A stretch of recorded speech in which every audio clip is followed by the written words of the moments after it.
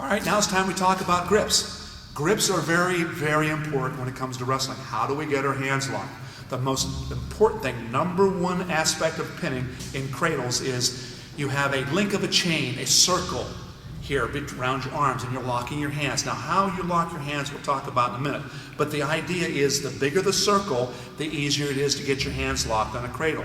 If you're a little bit shorter, stouter type of wrestler with short, squatty arms, and you're a shorter young man in your weight class, it's a little more difficult, but that's even more important that you have to have as big a circle as you possibly can. In order to maximize that, to get the biggest circle, there's a lot of guys that reach in on cradles, they get halfway to here, and they just can't quite get their hands locked.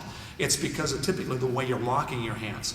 And we'll cover how do we reach for it in a second. But the actual lock itself is we're trying to create a big circle. Now, I can either roll my fingers this way, we call this a rolling finger lock. Okay, roll our fingers. And at the top we have a hole, we stick a thumb in it. At the bottom we have a hole, we stick a thumb in it. So when you're done with this grip, when you look around, you can't see any fingernails. Why this grip is good? It gives me the biggest circle possible, because if I overlock my hands, I'm coming over my hand, my circle is getting smaller and smaller and smaller, and it's really hard to get your hands locked in a cradle. You don't have the luxury of locking it over and interlocking and tying it into a bow for the guy. You're lucky to get your fingers touching. So if they can touch, you can roll. If you can roll, you can lock it in. Once you lock it in, bury your thumb, bury your thumb. You need to practice this at home. If you're a young athlete and you're watching this, do it during commercials of your favorite TV show, just for 30 seconds here, 30 seconds here. Do this in practice. Hands come together, thumbs buried in, boom, boom, boom. And do that 10, 15 times during the commercial. You're not going to break a sweat in practice. Just practice doing that. Boom, hands come together. Why bury your thumbs? The guy's on his back, he wants to get off, he wants to break your hand, your grip free. If he can get a hold of 2 fingers and bend them back, illegal as it may be, he'll do it to get you to break your hand so he can get out of the cradle, because he knows the cradle is deadly and it's going to stick him. He doesn't want to get stuck. The 11th commandment, thou shalt not be pinned. And he doesn't want to go through that, so he's going to get out any way he can. And if it means bending back a couple fingers, he's going to do it. If I have my fingers buried, he can't get a hold of any of my fingers. There's no bending. He doesn't get off his back. That's a good thing for me. Bad thing for him. So we have our finger roll here. The other thing we want to talk about is a butterfly grip. A butterfly grip is like a butterfly flitting around. Okay, and we lock over. This is a very strong grip too. Over top, lock our hands, but it shortens the circle up. That becomes sometimes problematic as we go through wrestling. Good grip though. Okay, so we have the finger roll and we have the butterfly grip. And then we have the crossface cradle grip, crossface, and we're taking him over. We never let go of the crossface. We keep the hand on the crossface, we lock on our own wrist. So crossface cradle, we lock on our wrist. Crossface cradle, lock on our wrist. Finger roll, butterfly, crossface, cradle. And then we had earlier, I showed you the bicep, where you're reaching underneath the crotch and you're just hooking on the bicep. Like a monkey hanging onto a tree. You're not a lobster. You're not pinching your thumb away from your index finger. You're pinching something. It's a monkey hanging onto a tree. He's using all 5 fingers. So we reach under and hook on the bicep. So we have bicep, butterfly, interlacing, okay, and then we have the crossface and crotch. So there are some of the basic grips. Why we do this now. If we're behind standing, this has nothing to do with cradles, but it gives you the idea of what I'm trying to teach you. If I'm hanging on here, let's say he has 10 fingers. I think he does, at least last time I looked. Okay, each finger has 10 pounds of pressure, 10 pounds of strength in each finger. So if he locks his hands together, uses all 10 fingers, he has 100 pounds of pressure hanging onto that grip. Now, if I'm trying to pull that grip apart, I've got to use 101 pounds of pressure to get it to pop free, because he has 10 fingers, 10 pounds each, 100 pounds worth of pressure. If I roll his hands, okay, I start rolling his fingers this way, rolling them off, look, the very first thing that happens, 1 finger rolls off, 2 fingers roll off. So what I'm doing with both my hands, I'm attacking 1 finger. So if I have 10 fingers, 10 pounds each, I got 100 pounds going after 10 pounds. I can beat this if I roll these 100, beat that 110. And now that I got that 10 beat, now I'm going after that one. Pop, pop, pop, pop, free, and I'm out. So instead of trying to pull the hands apart, I'm going after finger, finger, finger, finger, finger. Not by peeling the fingers back, because that's illegal, can't do that, but by rotating his hand, I can attack the fingers one at a time. Pop, pop, pop, pop, pop. And then I'm out and I can shear through. The same thing in our grip strength when we're down here and we're worried about cradles. When I have a finger roll cradle, If he's trying to extend his body and lift his head up, and I start to pressure, I have all my fingers involved here. If I have a butterfly grip, then I'm dropping my elbows down. I'm hanging on to them. So now my grip strength is not important because my elbows are holding him together.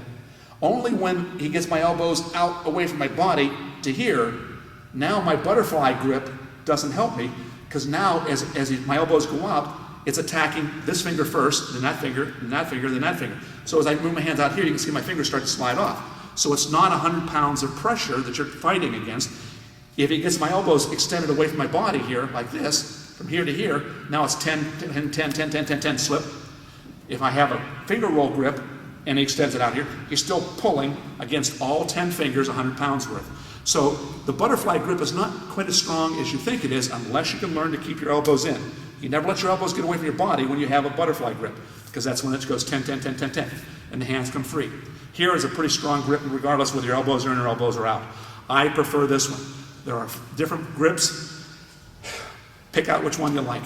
I've had kids lock their hands any way they want to, and if they're tenacious, they're going to turn a guy over and pin him regardless. Now, if you have that skinny, buggy whip little arm kid or a youngster here, teach them this. They can't go wrong with this grip. It gives you the biggest circle possible, it gives you the strongest grip possible, and you have the best chance of success with that grip. I prefer the finger roll, but you have the other ones. Now, how do we tighten it up here? We have our elbow spot. If you have a big circle here and a guy's in there and he's kicking and you're feeling like you don't have them really tight, to tighten up a cradle, you always pull your hands into your chest and then you drop your elbows down. Hands in, drop your elbows. Hands in, drop your elbows. Okay? If you're riding in a different pinning combination, sometimes you always pull the hands in. That helps tighten it up. Drop your elbows really works. There are times when you want to pick one elbow up, so your opposite elbow, 180 degrees to one another, and we'll show that pin in a second. Most of the time, in and down. Anytime you're not loose, young kids don't do anything sophisticated. Just tell them to pull their hand in, drop their elbows. Pull their hand in, drop their elbows.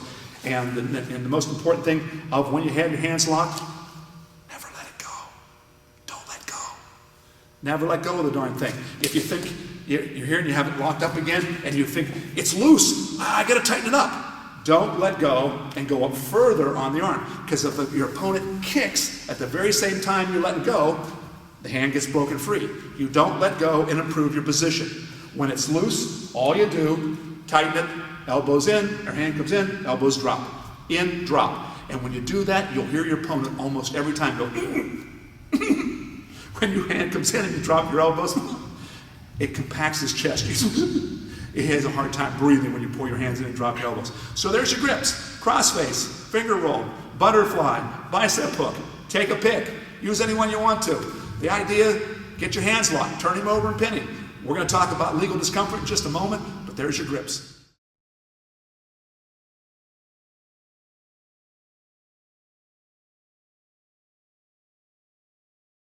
What's neat about these DVDs is you're going to be able to go from segment to segment, part to part, and see what you need to see when you come back and re-review.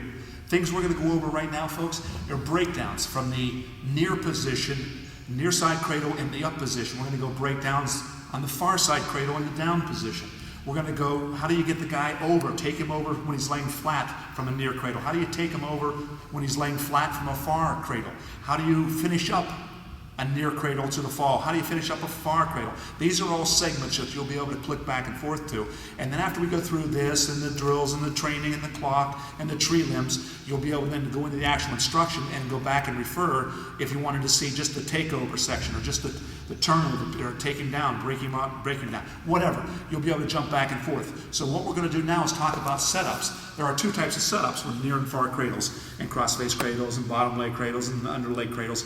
And it's the passive setup and the aggressive setup. They're pretty simple, as I explained to me, Jake. The passive setup is when your opponent does things for you. As an example, Jake would do a sit-out. A good sit-out position, he gets in, his elbows are in, his legs are cocked here, he's in good position, except for his leg and his head are close together. He's given me a cradle position. So his passive motion is he got into what he wanted to get into, and from there, I give him a little bit of chest pressure forward, and I reach over and I go into a far cradle, because the head and the knee are close together. If I wanted to go in, stay right there, if I wanted to go into a far cradle from here, instead of just jumping off to the left side, I jump to the right side. I give him chest pressure, I spin to the front, his head is close to his knee, I lock my hands, and now I've got a near cradle. So it's a passive scenario. And a crossface cradle, it's an aggressive setup. I'm aggressively zap, crossface, crotch, I'm driving into him. From there, I'm going to grind the two ends together. I'm going to lock my hands on the wrist, and I'm going to take him over. So we have passive and aggressive setups. What you're trying to do is you try to teach your kids to look for the passive setups because it takes less energy, less muscles, and then you have those little studs that they like to go after people, and you teach them the aggressive setup. It doesn't matter, they all do the same thing.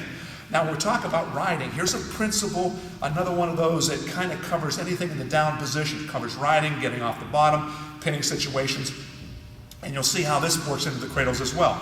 Principles of riding, if he's in a good position down here, he has all his weight shifted back over his large muscles of his body, his buttocks, his thigh muscles, and he has his hands on the 12-inch line, in front of the 12-inch line. If I say, Jake, don't move, pick your hands up off the mat, he should be able to pick his hands up off the mat without falling forward. This is a good position in the down position.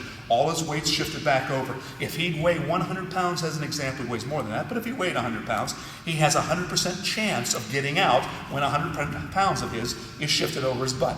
Okay, if I push him forward just a little bit, so he has 5 pounds on his hands, 95 back here, he's got a 95% chance of getting out. If I push him to 50%, so he has 50 pounds here, 50 pounds here, he's got a 50% chance of getting out. So the concept when you're riding a guy, if you're on the bottom, you're trying to get out, you always make sure your weight is shifted back over your legs, your thighs, your buttocks, the strong muscle groups of your body, the core of your body. If you're trying to ride the guy, you want to get him into a push-up position. If I can push him forward, push, where I have him in a push-up position, I'm going to ride him 3, 4, maybe 6 months before he gets off the mat. Okay, shift forward, I win. Shift back, he wins, or he has a chance of winning. So when you're riding the shift, think about all the breakdowns known to man here. If I'm going to chop and tight waist and kick, what have I done? I've shifted his weight forward. That's why a chop works. If I'm going to do a spiral ride, I come under block here into the crotch. What I'm doing from here is I'm shifting all his weight onto his hands. That's what gives me the ride. Shift the weight forward, I ride, he's in trouble. From here, if he wants to beat me at this point, he's got to do a knee slide and slide his legs back under so he's back into a perfect bottom position. Now he can go back and go on to the attack because the weight's back over his thighs. So, my job is to shift him forward. The other breakdown that I know is go back, pick up an ankle. As an example, if I'm picking up an ankle, what am I doing with his weight? I'm shifting his weight forward onto his hands. So every breakdown does one thing in the principle of shifting his weight forward. So we're going to shift his weight forward when we're riding him. We're going to shift his weight forward when we're going to break him down. We're going to shift his weight forward when we're trying to pin him. And you'll see that being incorporated and folded into the cradles that we're doing as well. Now, when we turn a guy over, we want to get our legs involved as best we can. These legs are a heck of a lot bigger than they are, okay? I want to have my hands locked, but I want to get my legs involved. As soon as I get my legs involved, it takes all cradles and turns them from extremely deadly to volatile. I mean, it's just, it's over. So when I have my hands, when I have him on his back here, or down here, I want to get my legs involved any way I can. And when I take him on over, get my left leg hooked in on his right leg. I can take my right leg and hook it on his right leg. I can take my left leg over and hook in on his right leg. I can take both my legs over and hook into his. I can go left, right, doesn't matter. The idea is the more I get my legs hooked into his legs, the easier the pressure comes off of my arms, so my hands are not like this. After holding a cradle for 30 seconds, my grip strength doesn't die. Anytime you get a chance, you'll see me doing this as we go into these cradles now. I'm going to get my legs involved as often as I can. And now what we're going to talk about when we do that is legal discomfort. Part I like the best, temporary pain, legal discomfort. This is critical to wrestling, guys, takedowns, wrestling, whatever, especially in pinning. If he has 6 years experience, I have 2 years experience of wrestling. He's got 17-inch biceps, I got 15-inch biceps. He's been running 5 miles a day for 5 weeks. I've been running 1 mile a day for 2 weeks. You know, he's in a great program with a great coach. I'm in an average program with a new young coach. Chances are, if all those things get piled up on the scales of justice, one's going to weigh, and whoever has the biggest biceps, most experience, and all that is going to win the match every time, unless you enter legal discomfort. If I'm wrestling with you in the shallow end of a swimming pool, and all of a sudden I dunk you, I get lucky, I catch your legs out from underneath you, you go into water, and you haven't got a breath yet.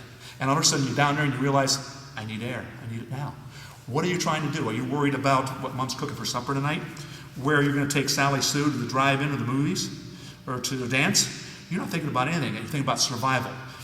When you're worried about living, you're thinking about one thing, survival. I gotta get my mouth to the surface. I gotta have oxygen right now. You're gonna bite, sketch, scrouge, grab, whatever you need to do to get your mouth to the surface to get oxygen. I've taken your mind off of everything there is to do in life except survival. You want to live. If I can have you on your back and I can make you think that you're dying, or I can make you think that you can't stand it because your left elbow is getting stuck in your right ear, legally, you're thinking about that, the discomfort. You're thinking about survival because you can't breathe necessarily. You're not thinking about thou shalt not be pinned, and you'll put your shoulders down. So the size of your bicep versus my size of my bicep doesn't make a damn bit of difference. Your years of experience versus my years of experience doesn't mean a damn thing. What does mean something is he thinks he's dying, and as a result, he'll put his shoulders down so I let go of him so he can take a breath, so he can get his left elbow out of his ear. So when we're pinning somebody, legal discomfort, temporary pain, it's legal and it's temporary. You never want to hurt a guy, so you see him downtown the next week and he's limping, dragging a leg behind him. You go, hey Jim, how's the knee? Well, it's pretty good. The doc says I'll get the pins out in a couple weeks. You know, you're not trying to hurt anybody so you take him out of a match, but you want to get his attention while you're wrestling, and that's legal discomfort. And as we go along in the cradles here, you're going to see a lot of that. I'm going to be laying across his snoot, I'm going to be laying across his mouth, I'm going to be laying across his throat. I'm going to be making his head feel like it's a watermelon. It's about ready to explode because of the amount of pressure I can get on that in our cradles. Legal discomfort evens up the playing field when he has bigger biceps than you do, when he has more experience than you do. You know, when he's a little more determined than you are, when he's in a little better shape than you are. When he has all those things going for you and you don't have those things, legal discomfort balances that out real quick and puts you on the winning side. Legal discomfort, temporary pain, and that's what we're going to do. Now, we're talking about breakdowns. Here's where we get into different ways of breaking a guy down. Breaking a guy down in a far cradle from the up position. We have multiple ways of doing this. I'll show you how to get into a far cradle in a little while, but we're going to talk about breaking him down from here. If I'm reaching over here and locking up a far cradle, I want to have my elbow joint at the neck here, and I want to have my other elbow joint about 3 inches up off the knee joint. Knee joint's okay, but if I'm up about 3 inches up this way, it's a little better on your lock than down at the knee joint. But you know, I don't want to split hairs on that. Get your hands locked. That's the important thing. Okay, far cradle. Now what we're going to do is we're going to roll this way. Okay, from here. First thing we're going to do, come over here. You have a choice of staying on the side the cradle's on, or stay on the opposite side from where the cradle's locked. Here or here. We'll do both here. If we're going to go to the same side the cradle's on, we're going to start rolling that way. I reach over here and lock my hands. I come to the side the cradle's on. We're going to pretend my hands are still locked. From out here, I'm going to start pushing into him this way. My job is to make him roll over. And I'm going to do that by driving with the large muscle groups of my body over his arms. Stay right there, don't move, Jake. Now, which way do I drive him here? Let's look at clock again. Let's get that clock involved. Which way do I drive him? Do I drive at 12, 3, 6, what time? Okay, since I have my hands tied up and I don't have any of his appendages tied up over here, which way do I go? Well, if I don't have anything tied up, do I want to drive over a weak, small arm or a strong, big leg? Which one will work better? Obviously the arm. So I want to go at 1:30. When I come to this side, I want to turn at 4:30, 7:30. 7:30 is the opposite of 1:30. So I put my body at 7:30, I drive at 1:30. See how the clock's starting to fit into this? I want to drive over this arm. If I drive him out at 3 o'clock, I've got to drive through the right arm and right leg. Good luck, I ain't going to do it, because I've got to go through 2 appendages versus 1. And I want to pick on 1 appendage versus 2, and of the 2 appendages, I want the skinny one. That's his arm versus his leg. So when I jump over here, I have my hands locked, I turn my back to him, assuming my hands are locked here. I just want to show you the turn. And my feet are down here at 7:30, and I'm going to start driving over toward 1:30. So, far cradle, come over, turn your back, and start run. Start driving. Okay, and you take him on down. So I'm making him collapse over the smaller of the 2 appendages. His arm. His arm is responsible between 12 and 3 o'clock. That's the right arm. Halfway between 1:30. That's why I drive that way. Okay, so if I want to roll the other way, when I come over here, how many appendages do I have locked up here? Do I have anything tied up? Sure I do. I have this arm tied up and this leg tied up. Because I'm over here, I'm blocking those arms and legs here. All right, now, which way when I want to roll? 3 o'clock? 6? 12? Again, same thing. Large, small. Large version, small version. I want to go up to 1030, so I'm going to come straight up this way. All right, so from here, when I lock my hands, I'm going to roll that way, a different way. Now, if I want to push into him a little bit this way, and when he says, no, I'm not going that way, he's going to start pushing back, and that's when I take it that way, because he's going to help me go that way. Now, the hardest part of this roll through that you have to pay attention to, pay attention to this one, coaches. Hello, pay attention on this, is where my head goes. If I start rolling this way and I do it sloppy, and your kids will do it sloppy, and you've got to point this out to them over and over again, where do I put my head? I put my head on the mat in front of that hand. They'll want to put their head anywhere on the mat back here. You do not do that and roll through and take him over here. He's going to do what's called arming through. He's going to get an arm through and brace him, going to catch me here. If I start rolling this way, he gets an arm through, and now he's got his arm out there as a brace. I can't take him out at 10:30 because he has that limb of the tree out there. He's no longer, see how the clock and the limbs of the tree start playing into this thing? It's very simple once you understand the clock and the limbs. Okay, I come across here. I want to trap this arm so he can't arm through. In order to trap it, I put my head on the mat in front of his hand. Put my head on the mat up here. Now, this arm gets caught, and he can't arm through. I roll him through. Okay, one more time. So, far cradle, I come over here, I start driving into him, he starts driving back. When I'm ready to go, I leapfrog forward. Leapfrog forward. I put my head on the mat in front of the hand. If my head hits here, here, here, or here, I'm in trouble. That's the easy way to go. It'll cause you the biggest problems. And that's what you'll run into. Here, head forward on the mat, locks his left arm in here, he can't get it through, and over he goes.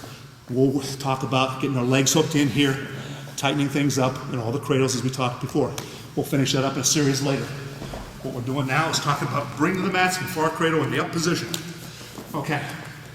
Now, we also have, we drive into him, he steps up, I lock here, pretend I have my hands locked here. I'm going to spin halfway behind him, right behind his butt. From here, I'm going to drop down, I'm going to put both my knees between his legs, and now from here, all I'm doing is I'm spreading my legs. That takes his foot off the mat. See, he comes off the mat over here, and then I'm just going to pull him straight back. So, I have my hands locked in the cradle. I just wanted to show you what my legs were doing here. Here, come back, drop down here. This is for a heavyweight. This is a bigger, shorter armed, usually larger guy. Anybody can do this, but you know, sometimes the big guys, heavyweights, can't roll through like I just showed. Here's one for them. Got your legs between, spread your leg. As soon as that foot comes off the deck, and it's just easy to pull him on back. Timber! Down, and we start getting our legs hooked in. We'll talk about legal discomfort, we'll talk about a hooking legs in when we come back. Okay, now, football player, field goal, final seconds, 35-yarder. All right, it's a field goal kick in a way, a soccer kick. All right, we're doing the same type of thing. He steps up as I'm coming around. Instead of putting my knees here, I put one foot on the inside here. Forget that I don't have the hands locked. I'll have the hands locked in the cradle in a second. Come back, put my foot here, and all I'm doing is kicking this foot up in the air, kicking a field goal. Kick the foot up. Kick the foot up. Okay? So, crotch here, this is what I was driving, puts the post out there, so I can take him over, come on back, put your foot here, and kick the foot up. Kick it up. And the more you kick it up, we'll go back. Okay? What's nice about these types of things is, if I can analogize this to deer hunting, different guns, 30-06, 300 Winchester, 280, 270, 308, 30-30, 32 Special. They're all deer rifles. They all do the same thing. They kill the deer. You only need the 32 Special. If you like that one, use that one. You don't need to go 300. You don't need a 30-06. You don't need a 280. Pick one that you like, use it, wear it out. Leave all the other guns at home. You just need one gun. They all do the same thing, kill the deer. Show you different bring-overs. You only need one. I can show you 8. You can try all 8, see which one you like. When you're done figuring out which one you like, settle in. I always shoot the 32 Special. I always roll through, or I always field goal kick, or I always drop in between and spread my knees. They all do different things. So you just figure out which one you like. You don't have to know all these. Forget half this stuff. The idea is to try it, sample, see which one you like, and then lock it in. Okay. Now, if a guy arms through, here, one on me, Chief. Okay, if I have a far cradle, he has one on me, and he comes across there, and I get my arm through, so I have my brace out here. Okay, he's going to come up this way now. So what he's going to do is he's going to see what he's doing with his legs here. He's going to cartwheel. If the arm gets caught through, you do a cartwheel straight up over my back, and it takes me on over. Okay, see that again? Once he gets here and he gets a far cradle, he comes across there, and I go, and I arm through as one of my defenses. Right now, he's not in good shape. But he's going to drive off this back leg and do a cartwheel straight up over my head. That throws me over to my back. Okay, so that was the counter to the counter. Far cradle, come on over. He arms through. You go, uh-oh. You don't like the position? You can cartwheel over.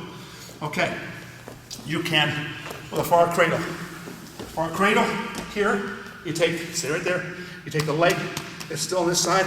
I'm going to step my leg inside here. And I'm going to be driving off this foot over at 130 off his right leg. Right arm, that's a smaller. Small, big, I want to go over the small again. Lock, I want to get my foot here on the inside. It's kind of like I'm throwing legs in. But all I'm going to do is drive off that toe. Step, and drive, and take him on down. So, if I want to pull him back, I can pull him back. I want to take him over, I can take him over. I want to take him back, I can take him back. So we can go different directions, but we're always going 10-30. Why? Weak limb, small, halfway between 9 and 12, 130, the same direction. Okay, we can hook in. Now, if I'm here and right here, I can also, from the back side, pretend I had the legs or cradle in, I'm going to reach in from the back side, and I'm going to hook him right here above the thigh. I'm going to hook the thigh here.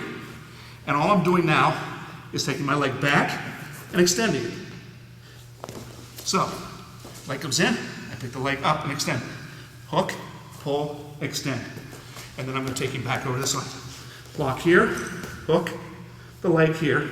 It's like putting the legs in backwards. It's the other leg. Here, extend the leg back, and as you extend it back, all the weight gets shifted over to his right arm.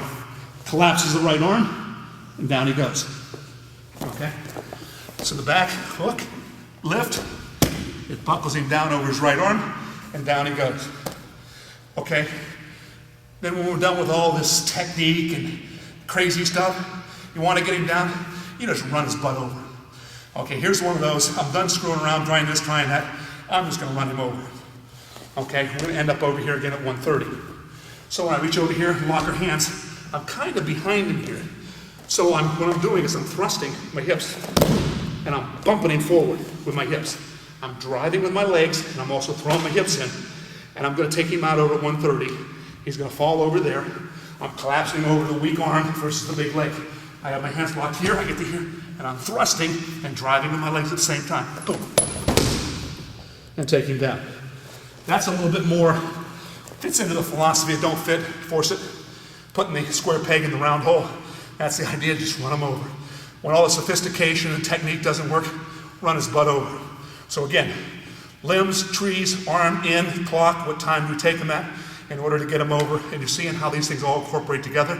And when we come back in a few minutes, we're going to talk about legal discomfort. How do we tighten it in? How do we get our legs involved?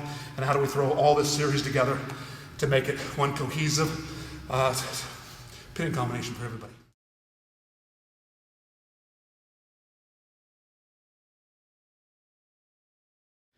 All right, what we're going to do now is talk about taking the guy over from the near cradle in the up position. We just covered the far cradle in the up position. Now it's going to be near cradle in the up position. Then we're going to go near cradle flat position, far cradle flat position. And then we're going to talk about finishes. How do we turn them over? How do we create that legal discomfort, temporary pain we talked about? Okay, in the near up position, if I can get them to go into a quad pod position, that's just getting up on all four appendages here. Not hard to do. From the teaching perspective, this is the way I always have kids get into position so I can learn this. And then we'll come back, we'll show you how you can get guys in this position all the time. But the near up position, how do we get them over? I drop down. The key here on our cradle, on our lock, again, I do my finger roll lock, and you always lock your hands at his head. You lock your hands at at his head. If you have 10 inches between his head and his knee, if my hands are locked halfway between the two, 5 inches from either end, I got a 50% chance of hanging on to that. If he straightens his leg and lifts his head back, sometimes my grip will break because he's pretty powerful there. If my hands are locked at his knee, he's got a 100% chance of straightening his leg and getting my hands broken free. If my hands are locked at the head, 10 inches the other direction, he's got a 0% chance. Superman ain't going to get out of this and straighten his leg. If he does straighten his leg and break your grip, you're in the wrong weight class, shake hands with him, run like hell. Because you got the wrong guy to get a hold of here. But the idea, again, is lock your hands up here at his head. So we're going to go from referee's position, we're going to drop down, we're going to have our elbows go bang, bang, like a chicken. Elbows, wings, bring the two ends together, boom. Lock my hands at the head. Now that I have my hands locked at the head, and I got my finger roll grip, my thumbs are buried at the top, Now what we're going to do is I'm going to explode. Here's one way of getting him over. Again, remember, you have all these deer rifles, you only need one. I'm going to show you a bunch of them, figure out, try this, try that, see which one you like, and then figure it out and stick with one. I always sit underneath him. I sit underneath him, I take him over every time, never going to stop. I don't do all this other stuff. But you can do it. It's just a matter of which one you prefer. 30-06, 280, 300, doesn't matter. They all do the same thing. From here, I'm going to drive over his weak arm. I'm not driving at 3 o'clock or 9 o'clock here because I have to drive through the arm and leg. Don't want to do that. I'm going to pick on the skinnier of the two appendages, left arm, take him up at 10:30. So from here, now instead of driving into him, I'm going to act a little frog. Rivet, rivet, rivet, rivet. I'm going to go boom. I'm going to explode into him. I'm going to land over here around 10:30. Okay, with him. Lock my hands here, I get up off my knees, as soon as I get up, then I explode into him. I'm not pushing him like a car out of a snow drift. Here, I'm knocking him down. Once I knock him down on the side, then we'll worry about finishing up from here. In a second, we'll come back and finish ups in the down position. Right now, we're showing how to get a guy down from the up position with our hands locked close to his head. We can drive over and do that. We can tuck his head underneath him. From here, I'm going to drop my right chicken wing. Here I'm going to drive his head under, and I'm going to dump him down over, again, his right arm. This last time was his left arm. I don't take him at 12 o'clock because I can't get him through both his arms. I got to pick on one or the other. Okay? Here, I'm going to take my elbow. I'm dropping this head down. Boom, with my elbow. Stepping up, since I want to take him out here at 1:30, where should this left leg go? Opposite the clock. So opposite of 1:30, over here at 7:30. I'm driving off at 7:30, taking him at 1:30. See how the clock's fitting in again? Lock my hands here, step over here, tuck his head, and pull him at 1:30. And now I got him down on the side. So I can either drive him out at 10:30, I can step up opposite at 7:30 and take him out at 1:30 by buckling his head, making him do a forward roll, buckling his head underneath him, and taking him over. I can sit underneath him. This is my favorite. I do it all the time from the down or the up position. I have the near arm trapped with my chest here, so when I sit here, I'm sitting with just my knee. Notice down here, I'm not sitting with my foot through. I'm sitting just when my knee comes through. I'm showing them how big a chest I have. Really not big at all, but I go, see, big chest. When I do this, that locks his arm into place so he can't get his arm out at 1:30 to stop me from taking him there.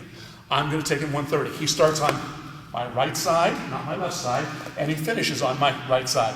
Big mistake a lot of kids will make, coaches. Pay attention. They'll take here, they'll pull him onto him, and then dump him off to the left side. He starts on my right side, he finishes on my right side. He doesn't go right and you come across and go to the left. No. Get yourself in trouble. Lock your hands, sit, show him your chest, pin yourself now. Go right to your back, pin yourself, pull him right on top of you. And as soon as you get him on top of you, you dump him back off. Started right, finishes right. Here, pull him right onto you here, boom, and then dump him off to the right. Now I can go a lot faster now. I don't want to have him lay on top of me, but now I got him down here. As soon as I get him down here, we'll cover later how we get our legs hooked in, how we get our legs involved here, and hook him down and hold him on his back. So, at a different angle, stay in there. We'll swing around a little bit. Drop off here, sit. Now, what thing I'm even going to go a little bit ahead of time here, get ahead of myself. I always get my legs hooked in right away. Sit, step. I sit, step. I hooked the leg already. Sit, step, one step ahead of everybody. Then I take him up. So when he lands, I've already got my leg hooked in. Now here, we talked about, where we talked about pulling the hands in and dropping your elbows, or lift your elbow up. Remember I talked about that one too. You probably said to yourself, when the hell will you ever use that? Here. Okay, gonna lock here. Instead of pulling the hands in and drop my elbows, I pull my hands in and raise my elbow. I'm pushing his hips down this way. Pushing his hips down. Boy, that gets those tendons back here really tight. It's like a banjo. You can probably play some tune up here. Lock here, push his hips down, and take your leg and go back. I'm taking the leg this way, and I'm pushing hips that way. And this gets tight in here, really tight. But again, all I'm doing is sitting underneath him, taking him up over there. Starts on my right side, finishes on my right side. Okay? You can high leg back. Here's another one. I'm pushing in here. You've seen the old head in the side cradle. You put your head like a bull in the side. And as he's getting here, you put your head in the side, and I'm doing a high leg over. My leg's high legging over the other leg, and I'm going into a roll. And I'm going to end up back in this area somewhere. Let's go forward just a little bit. Here, I lock him here. He starts to lower his butt and get his head up a little bit. He's fighting here, so I can't get his head down. I can't drive into him. But what he's doing is he's lowering his butt here and getting his head up here. In this position, it's hard to make him do a forward roll. When his butt's higher than his head, then you make him do a forward roll. If his butt's lower, then we make him do a backward roll. Forward, backwards, whatever. If he drops his hips here, so he can't do that, then you put your head aside and you high leg back. You do it to me, Jake. Okay? So from here, he drops him in the near cradle. I go, oh! I start getting my head up because I don't want to go that way. He puts his head in the side, his leg, high legs back. I go back. And he continues to come on over. I taught him too well over the years. But anyhow, the eye leg, if my hips are down, goes back. My hips are up, you go forward. Okay. And then the other one is something very similar. It's a head curl. I got a near cradle here. And he takes his head and he brings it back around here and he's bringing his head right up under here. See where his head's coming up between the legs? And he's doing that same type of high leg over, but he's got his head way under here. And I lost my balance. And then when he comes up, he's in the same position. It's very similar to the head and the side. I think the head and the side is a 22 or 25 caliber deer hunting. It's a little lesser caliber. I like that one, the head roll, back or head curl. Again, from here, I start stepping up. He locks into that. I go, oh! I start to get the head up, and he gets his head way in underneath here. The further he gets his head, the better it is. And then he high legs back, and I fall over. And it goes back up on top. So, you have the drive him over 10:30, sit under, take him over this way. At 1:30, you have the head to side. High leg back if he lowers his butt, gets his head up. Okay, you can do the head curl. There's different ways of knocking him down. You only have to know one. You have to know 2 or 3 or 4. I do one. I sit under it all the time. I can do the other ones, I don't need to. One works, got it down. Okay, now from the near flat position, I have a near cradle on him in the flat position. He's down on his belly versus up on his knees. How do I get him over from here? Okay, when I get my hands locked on a cradle, there's multiple ways of doing this. We'll come back again as we get later into this. We'll start showing the series. Then you can watch this, and I'll repeat myself during the series, but you'll see how these things, all components come together, just as I'm showing you how the clock and how the tree principles and the limbs and shifting the guy's weight forward or backwards in order to ride comes into play in all of this, be it half Nelson, be it bar arms, and certainly in the cradles we're getting into. Okay, near flat. Now from here, when I get a near cradle here, my hand's locked at the head, he's going to go what I call OS position. Oh shit. OS. I won't say the word again, but it's an OS position. He doesn't like it. He knows he's in trouble. He'll take his belly button. He'll try to get it suction cupped down to the mat. He doesn't want to get turned here. He goes, whoa! Look what he's doing with his hands, his legs. He's beginning to brace out. He's getting limbs on his tree so it won't turn over. So now what I've got to do is I've got to visually be able to see this near shoulder. This is key. This is number 1 turnover from this position, guys. Number 1. Pay attention. This is the one I would teach my little guys all the time. All right, what do you do when a guy shoots a double leg on you? Sprawl, right? We're going to do the very same thing here. When I lock up a near cradle and I get to here, if I visually cannot see this near shoulder, I will not turn him over. I've got to be able to see it with my own eyes. And right now I can't because I'm laying on top of it. So like a double leg of guy shoots, I sprawl. I can put my nose on that shoulder. I can see that shoulder. Now my shoulder hooks in on his shoulder. And I'm hooking it right here with my shoulder. So I go from here, sprawl back, hook the shoulder, and now I can drive with my leg and take him on over. I'm at a right angle. I'm belly down so I get off my knees. If I was belly up, I'd have to get off my butt. Same thing, shift the weight to him. Okay, so one takeover. Sprawl back. That's, I think that's the number one. Number one takeover. Sprawl back, get your shoulder hooked, take him on over. Okay, now we have what I call Doggy and the fire hydrant. Okay, from here. All right, I'm going to pretend I'm the fire hydrant. He's the dog. He's raising his leg and relieving himself on the fire hydrant. Doggy fire hydrant. I have my hands locked here. All I'm going to do with my left arm is I'm going to take his leg up. So again, is dog fire hydrant. I'm the fire hydrant, and I'm going to step through and hook his leg. So his leg's down. I'm going to pick the leg up. Ruff, dog fire hydrant. Step through, and I'm going to scoop this leg. I'm saying, come here, come here. Okay, so near cradle, doggy fire hydrant, step through, scoop the leg, scoop the leg, scoop the leg, scoop the leg, keep pulling the leg, keep pulling, pull, pull, pull, and up you go. I'm still hooking the leg, hook the leg, hook the leg, hook the leg. Doggy fire hydrant. Okay, so we can sprawl back, pop the shoulder, drive him on over. What time do we drive him over at? When I sprawl back and hook that shoulder, clock again, 9, 12, halfway between, 10:30. If I was on a cradle on that side, it'd be 1:30. Okay, clock again. Okay, so we have doggy hair with the top leg roll off. I'm going to hook over the top leg here.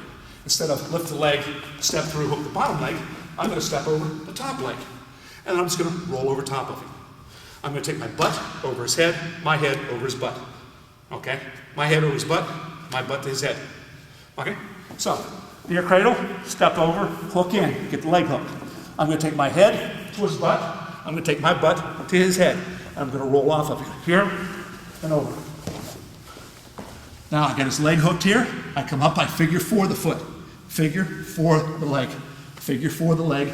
Put this heel down on the mat. Figure four it. Put your foot down. Put your foot down. Don't leave it up in the air. Put your foot down. That's what tightens it up. Lock your hands. Got a loose leg here, arm here. Lift it up in the thigh. Or up in the buddy here. Buttocks. Pushing that end down. Okay, so sprawl back, pop the shoulder, take him out. Pick the leg up, doggy fire hydrant. Step over the top leg and roll over in there. We can do a double leg step over here. Now, on a double leg step over, you guys have seen this before, it's kind of fun to do, is I'm stepping over the top leg, and now, here's the key. Here's the little things. There's always a couple little things that screw people up or get it right. Here's the thing you have to do right. You step over the leg, keep this leg here. Bring this leg over here. Don't step over and step over again. No, no, no. Step over, pull it to you. Step over and step up. When you step up, the foot slides from here, from there, up to the heel. Okay? Step over, bring it to you. Key, paramount, important. Step over, hook it, bring it to you. Step over, step up. Now from here, take a little salt and pepper, and you put it on his kneecap. Because you're going to jam it in his face here in a minute, might as well make it tasty for him. Because he's about to eat it. Now from here, you don't go over at a right angle to him. We're going to go up toward his head. If I go over this way, I get in trouble a little bit. And where my head is, I've got to turn my head. Key here, coach, is turn your head and face the same way his head is. Every kid in your room will want to turn their head and look toward his butt. No. Lock it here, drive him over, up in his head here. Put your head down and turn your head this way. Don't turn it this way. If he gets a little bit of a kick here, he might be able to roll me on through, and I'm into a OS position. Don't like that. So, step over, bring it to you, step over, step up, and take him up over his head. And you got his knee, here, down in his face here. Push him down in his face, you're laying on top of it. Okay. Then, it's been a young man who's been very successful the last couple of years in the NCAA, Ben Askren. Ben really keeps it simple on this one. He just rolls over the head. He locks it up, puts his butt over the guy's head, and just rolls him on over. Seems to work extremely well for him. It's very simplified, and I'm sure it would work extremely well at the elementary level, and it worked very well with him at the collegiate level. Okay, lock your hands here, and all he does is wiggles his butt and takes it over the head here. Just rolls out here, and right up his feet, and rolls the guy down. He gets him to here. As soon as he gets him to here, he holds him here for back points, and then he kicks back up on top to here to look for the fall. So it's relatively simple, but it's deadly for him. So I have to think it's deadly. I never did it myself, but nothing wrong with it. The last one I want to talk about is when you get a guy that really has a good brace, old Spidey man, Spider-Man type of a person, a Gumby. Loose, flexible, a lot of legs and arms, he's got a broad base. What I'm going to do is snatch, lifting weight, snatch and borrow weight up. You know, from there, get it up. I'm doing the same thing in him. I'm going to be in a near cradle. I'm going to bring my knees right underneath him here. I'm going to put my knees here on the mat, close to his chest, and I'm going to snatch him up. Okay? Near cradle here. When I'm ready to go, I put my knees under, and I snatch him up. I snatch him up. Then I drive him over. And put my head down. Tripod. Knees, weights on him, head. Which way should I turn my head? Toward his butt, toward his head. I just told you, toward his head. Turn your head this way, because the only way he can take me is that way. And if I have my head turned this way, I'll roll that way. If my head's turned this way, I won't roll that way. So I've stopped his takeover. I've stopped his defense from there. So you bring your knees underneath him, and you go, snatch him up. It's not a lift. You are snatching him up. Snatch him up, and take him on over. Okay, so we have a sprawl back, doggy fire, hydrant, double over, single over, head over his butt, double trouble, snatch him up. All different ways of getting him over. Now, far leg flat. If he turns the other way and I have far legs and he's in a flat position, how do I get him over? Okay, first thing I like to do is the simplest one. This is number one for me, is I get into a tripod. Here, there are times in cradles when you're not pulling your hands in and dropping your elbows. There are the examples, there are exceptions to the rule, where you're straightening your arms. You straighten your arms. You're always thinking about pulling your hands in, pulling your down, tightening it up. Here's one of those. There's 2 times when you straighten your arms. This is one of them.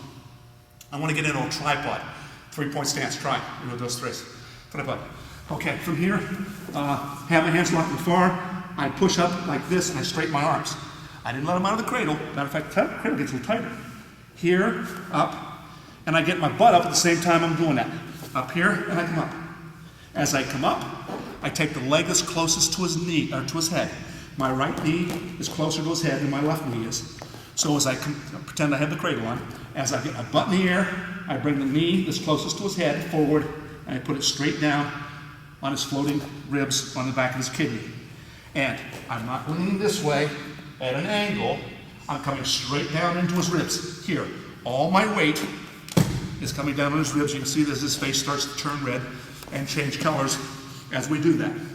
It's pretty easy to do. Tripod up, straighten your hands, take the knee that's closest to head, and put a knee right here in his ribs, and then fall backwards. Hands locked here, straighten your arms, put your knee in the ribs here, and then start falling backwards. So when it goes back, you've already got your knee in the side here, and you've already started the first phase of legal discomfort. When we come back to show you the whole series, we'll talk about legal discomfort in much greater detail. So, far cradle down, tripod up. You go from here to here. Here, put your hands down, straighten your arms, knees up, knee in the ribs. Okay, we sit back, sit out, pulling back. We can do that as well. All we're doing here, this is the basic, I show the elementary kids, but elementary kids get like this one. I'm here, I lock my hands, I just do a sit out, so I take my legs back where he's at, and I sit and I pull him back on top. It's relatively basic. If he has his arm way out here at 9 o'clock, it's hard to do. If his hands at 1 o'clock, 12 o'clock here, it's pretty easy to do. Lock your hands here, turn your back, sit, and I'm driving. Notice where my leg's going. I sit over top, I put my leg between his legs, and I'm driving off that foot. Driving off that foot. Cradle here, come on over, put your foot between his, and drive. And you'll pull him back on those back. And you start locking your legs in here and starting creating a little discomfort. Another way of getting him over on his back. We can do a headstand. You want to do that one, Jake? No. No? Okay. All right, I'm going to end up over here a little bit, but so thank you. All right, here's one is, every now and then throw a clinic move in. This works very well. It's very basic. It doesn't look basic. You'd think it was a clinic move and it'll get his attention. But what we're doing here is a locking hands here. And now I'm going to do, I've got a butterfly grip here instead of a regular roll. It doesn't matter, I just locked into that one. What I'm going to do is I'm going to do a headstand. I'm going to go straight up in the air, my legs going to be straight up, and I'm going to drop straight off at 12 o'clock. Okay, hands here, as I come up to here. When I come up, all my weight shifting onto my right shoulder, which is shifting onto his head, and his watermelon is thinking about exploding here. He doesn't like it at all. Then as I drop off here, and it pulls him on over. So you go straight up, straight down, and on the way, boom, it pops him over. So we can drive in, sit, put the knee in the side, head stand up, okay? And then the last one, here is Olympic level, NCAA final level. Get the guy over, you got a far cradle, and Spider-Man again is giving that suction cup belly to the mat. And he's not letting you turn him over. You got your far cradle here, and you're trying to turn him over, and if he stays there for the next 20 seconds, he wins the NCAA championships. If you get him over, you win the championships. He's gonna say, you ain't turning me over. So what I'm gonna do, as long as, if he was a plywood, piece of plywood, 4-base sheet of plywood, he was laying down here, it's really hard, as long as the plywood's on the ground, of picking it up and turning it over. But if I had a nail on each end of the plywood, I had it suspended from the ceiling by 2 nails at either end, I could take one finger and spin that plywood. As long as it's in the air and it's not touching the ground, I can spin the plywood. As long as the plywood's down on the mat here, it's a bear to turn him over. So what I'm doing is I'm going to get the plywood up in the air. So what I do, assuming I have the cradle here in a second, I'm going to tripod up, get my arms straight, I'm going to come up here, I'm going to put one foot underneath the armpit, the other foot under the hanging downs in the back here. Okay? Between the legs here, not trying to hurt anything here, or I'm not trying to pull any hair out of his armpit. But I'm between the crotch here, and I'm here, underneath his armpit. And then I'm going to do a deadlift, I'm going to pull him up to here, and I'm going to pull him up tight, and I'm going to fall backwards. This will take anybody over. You're defending NCAA champ, defending California State High School champion, Iowa, it doesn't matter to me. If they get a good brace, this will take them over. And this is easier if you're taller or thinner than that short squatty body, but it'll still work. Okay, here, what we're doing is straighten the arms. Here. And all I'm going to do is pull him up to here, boom. Pull him up, and I fall backwards. Once I get him clear off the mat, then the 2x4, 4-base sheet of plywood can be easily turned. As long as it's down laying on the mat, it's tough to get up, and so is he. You can drive, you can pull, you can cajole, you can get a leg hooked in, and a good guy is going to keep shifting his hips and keep his body low, and it's going to be a bear.